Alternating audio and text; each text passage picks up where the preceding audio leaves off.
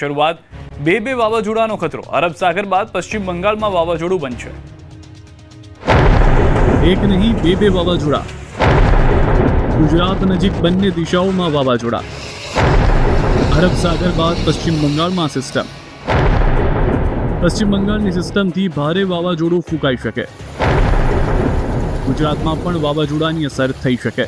દિવાળીના તહેવાર ટાણે હવામાન નિષ્ણાંત અંબાલાલ પટેલે મોટી આગાહી કરી છે। તેમણે ગુજરાતના પૂર્વ અને પશ્ચિમ એમ બંને દિશામાં વાવાઝોડાની આગાહી કરી છે, જેમાં આજથી અરબ સાગરમાં એક સિસ્ટમ બની શકે છે જે વેલમાર્ક લો પ્રેશરમાં ફેરવાઈ શકે છે।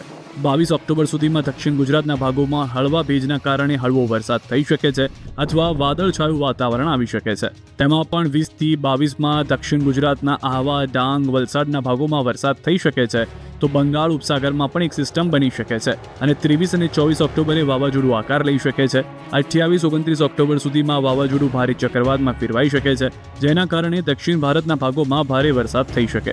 એટલું જ નહીં, આ વાવાઝોડું પશ્ચિમ સૌરાષ્ટ્રથી દૂર રહીને રાજસ્થાનના ભાગ, પાકિસ્તાનના ભાગ અને ઉત્તર ભારતના ભાગોમાં જવાની શક્યતા છે, જોકે તેનો ટ્રેક હાલ કહી શકાય નહીં એવું તેમણે ઉમેર્યું છે। અરબ સાગરમાં તારીખ 19મી ઓક્ટોબરથી એક સિસ્ટમ મજબૂત બનશે, વેલમાર્ક લો પ્રેશરમાં ફેરવાશે અને ધીરે ધીરે આ હલચલ મજબૂત જોતી જોવા મળશે।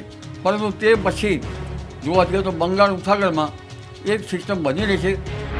અંબાલાલના મતે ઓક્ટોબર માસના અંતમાં આ મજબૂત પશ્ચિમી વિક્ષેપ દેશના ઉત્તરીય પર્વતીય ભાગોમાં પણ આવવાની શક્યતા છે। વળી અરબી સમુદ્રનું વાવાઝોડું અને બંગાળના ઉપસાગરમાં ચક્રવાતને કારણે ગુજરાતના વાતાવરણમાં પણ પલટો આવશે અને 7 નવેમ્બર બાદ ગુજરાતમાં પણ હવામાનમાં પલટો જોવા મળે અને ભર શિયાળે ચોમાસા જેવો માહોલ બની શકે।